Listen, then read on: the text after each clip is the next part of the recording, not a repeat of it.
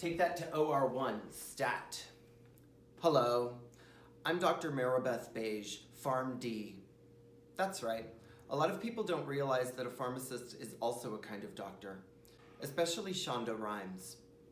Welcome to another installment of A Pharmacist Reviews Grey's Anatomy.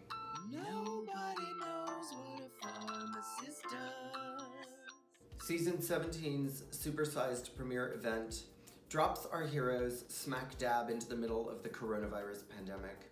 And to be fair, there's a lot that this episode actually gets right about what it's like to work at a hospital during these times. I wait in line to have my temperature taken before I can enter the building.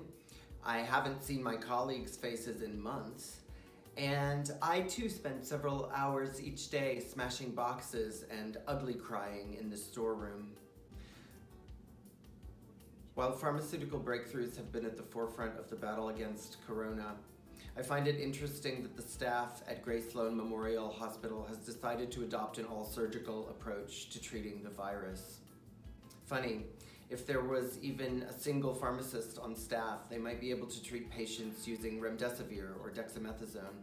But no, after nearly 20 years of stories about the deeply interconnected personal and professional lives of doctors, there's still not a single doctor of pharmacy anywhere in sight. On the other hand, Thursday's season premiere episode had no shortage whatsoever of the kind of sexy twists and turns fans of the show have come to expect. Specifically, the shocking revelation to Owen of Teddy's affair with Tom. You know, people always assume that nothing sexy ever happens down here in the pharmacy. But just last week, I was reaching up to take a lightly smashed box of azithromycin down from a high shelf, and the bottom of my shirt rode up like 2 inches above my waistband. Nobody was actually here to see it, but if one of the security guards was reviewing the footage later, I bet that was a real nighttime medical drama.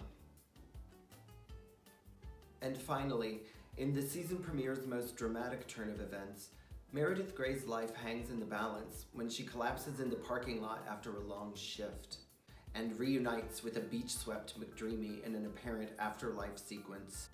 Fans of the show will already know that we haven't seen McDreamy since his death 6 long years ago. But do you know what's even longer than that? In the year 754 AD, the first pharmacy in recorded history was established in Baghdad. And even longer still, the earliest known prescription can be found written on an ancient Sumerian cuneiform clay tablet dating back to approximately 2600 BC, which brings us right up to the present day. Shonda, I'm talking to you now. Whenever you're ready to jump off the narrative cliff by writing a sexy, complicated pharmacist character, I need you to know the following things about me. I'm a transgender woman. I am willing to lie about that. And I will only do on-screen nudity if it's completely irrelevant to the plot. Well, that's been another episode of A Pharmacist Reviews Grey's Anatomy. Tune in next week when I'll keep asking hard-hitting questions like, why not, Shonda? Why not? Nobody knows what